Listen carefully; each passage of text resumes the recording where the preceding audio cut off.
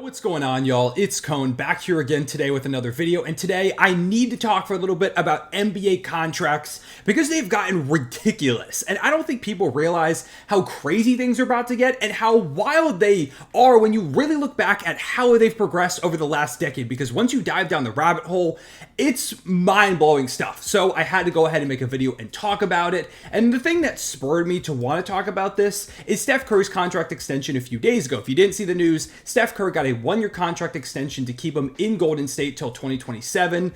And in that 2026-2027 season, he's going to be getting paid $62.6 million that year alone, which is a ton of money. I don't think you need me to tell you that that is a lot of money to play the game of basketball. But when you take a look at the contract landscape of the NBA right now, it's not super surprising, and it's deserved. He's one of the best players in the world right now. Even at that age, when he's getting towards his 40s, he's still going to be probably one of the better players. And he's the best player in the history of the Warriors franchise, maybe the best point guard to ever play the game. It makes sense that Steph Curry is making that type of money. And with that money, as the contracts, the books are currently laid out, he will be one of the top two highest paid players in the NBA going into that season. But as guys continue to get extensions, young players get that first Supermax contract, that number is going to quickly slide down the rankings. And contracts have been getting insane for the last few years. It's been a steady progression. And that, of course, comes with the conversation of overpays. Whenever a guy gets a big time contract, people are talking about,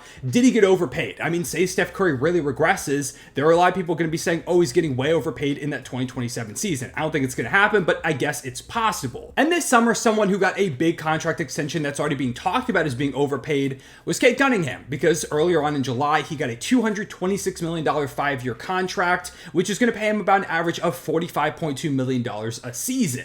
And that's backloaded, so it's going to go up to, I think, around $48 or so million, get pretty close to 50 by the end of the contract. And a lot of people, the second he got that, said that he was massively overpaid because, sure, he's the number one overall pick, but he hasn't been an all-star quite yet. He definitely hasn't made an all-NBA team. And the Pistons have been continuously bad. They just went through one of the worst seasons in modern history. When you take a look at basketball, they nearly had the worst losing streak in the history of North American pro sports. So it makes sense for people to be like, why are you giving him that money? But from the Pistons' perspective, he's your number one overall pick. He's the best player on your team. And if he turns into the player it seems like he can eventually become, that amount of money might look like a steal in a few seasons. I remember when the Thunder paid Shai Gilgeous-Alexander that first contract, there were some people that felt a little bit iffy, and then boom, he immediately became an All-NBA player. He's now been a two-time All-NBA first-team guy and just finished back-to-back top 5 in MVP voting. Nobody now is saying that he's on a bad contract. In fact, he's on one of the best value contracts in the league. And me personally, I'm a Cade Cunningham believer. I think this contract is going to be perfectly fine for him over that time. And also, I don't think $45.2 million is that much in the current NBA, and I feel like people have not quite caught up to that yet. Like, the first year of his extension is $38 million, which next year will make him just the 32nd highest paid player in the NBA, a guy that feels like he could take an all-star jump, that was by far the best player on this Pistons team. If they didn't have Cade Cunningham, that team might have won 2 games the entire season.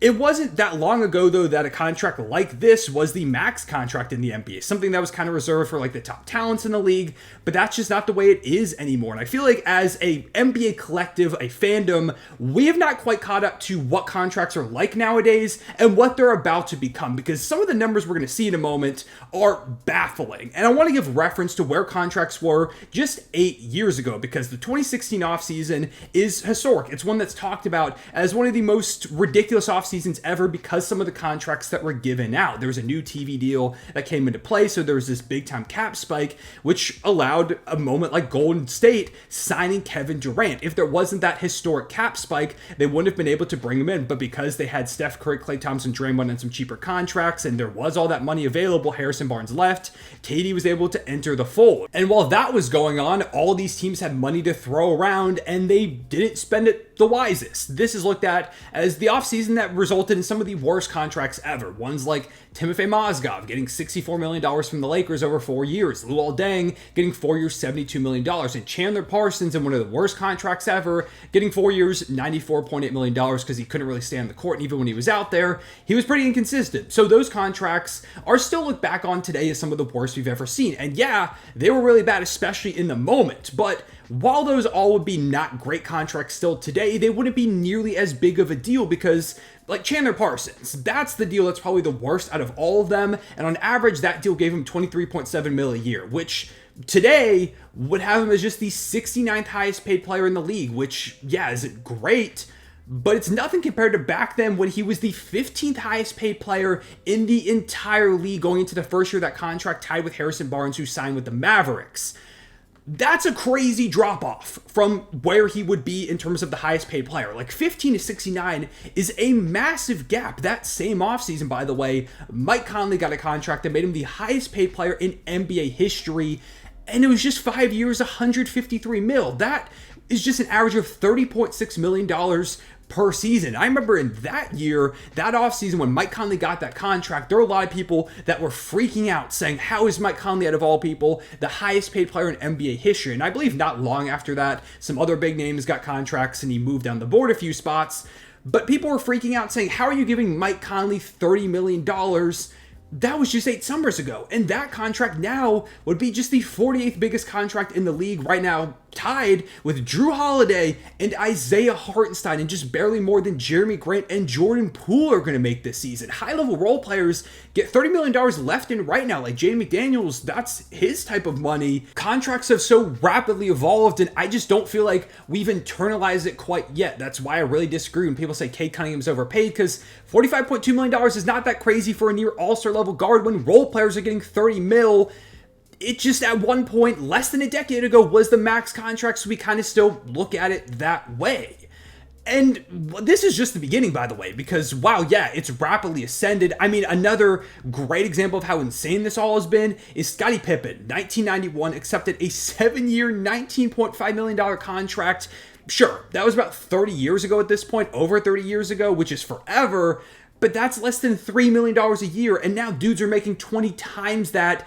And again, it's about to get way wilder. An example of this is that Shai Gilgeous-Alexander, the OKC Thunder, has made a couple All-NBA teams. He's going to be eligible for a Supermax extension in the summer of 2025 next year. And at the last year of that extension, 2030 to 2031 season, if the projections are accurate, he's going to be making $81 million in a single season. If he plays all 82 games, he'll make just under $1 million per basketball game. And say he plays like 65, that's well over $1 million per game that he's playing in. And yeah, he's one of the best in the league. He deserves to be paid like one of the best in the league. It's just crazy how quickly the numbers are growing because, yeah, again, Steph Curry's going to be the highest paid player coming up here this season, right around $60 million.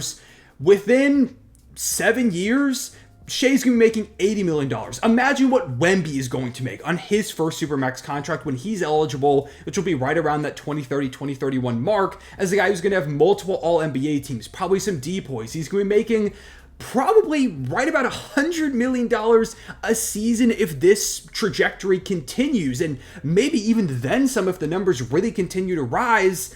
Imagine what a guy like Cooper Flagg is going to be making, who's going to get a Supermax after Wemby, his first one, if he pans out the way that it seems like he's going to as this All-Star All-NBA guy. When Wemby's second contract comes around, what's that going to look like? There may be a day not too far away when $30 million is for like your 7th or 8th man off the bench. It's just absurd. I mean, it makes sense. I just wonder how far it continues to progress. Like, is there a bubble that's going to pop someday? I'm not an economy guy. I don't know how quickly this is going to progress or how far it can actually go. Do we eventually reach a day where it's just $200 million for a season for the top tier guys? It's just an insane thing for me to think about and really wrap my head around, because I remember being a 16-year-old kid and being like, whoa, Mike Conley, $30 million. And now, like, Isaiah Hartenstein got paid $30 million by my favorite team, the Thunder. I'm like, oh, that's absolutely nothing for a guy who can provide that type of impact, be a championship contributor, a guy who puts us over the edge. Yeah, I mean, I remember when people were freaking out about Duncan Robinson recently getting $18 million a year in his contract. I think it was a 4-year, $72 million deal. And Duncan's like a knockdown shooter. He was really good this past season. That's nothing. That's nothing for a player who contributes nowadays. So Yeah, I don't have a natural conclusion to this. Just kind of want to put it out there how absurd these contracts are getting, how crazy it's going to get. Because again, this is only the beginning. Shai is pretty much guaranteed to make about $80 million in 2031. You give it a few more years for Wemby to get that supermax and Cooper Flagg and a guy like Anthony Edwards and Paolo Banchero, all these top tier guys. What is Luka Doncic's next big supermax going to look like, or even second supermax when he's getting into his 30s? I've got no idea. We're about to see numbers we couldn't even fathom, stuff that is going to be triple and quadruple of Mike Conley's all-time contract probably within the next decade or so. Yeah, so just when your favorite team signs a player to a contract, please keep this all in mind. Don't immediately go, oh, that's a huge overpay. They made a massive mistake. Because they could be paying $30 million, and for a role player who's good nowadays, or a young player who's progressing, who you see as the future of your team, that's absolutely nothing. With all that being said, those are just my thoughts. Kind of just want to, again, put that out there for y'all. Let me know down below in the comments what you think about all this. How far do you think contracts are going to go? Do you think Wemby's the first $100 million player? Do you think it takes a little bit longer? Will something happen with the league? Will they have to re-maneuver the CBA? But again, they just did that. I don't remember when the CBA, the new one, expires. I was going to look it up, but I don't want to take the time to do that mid-video. So I don't know. Leave a like and subscribe if you enjoyed. Let me know other topics you want to see videos on down below in the comments. I appreciate y'all watching. I'll see y'all later. Real one, say it back.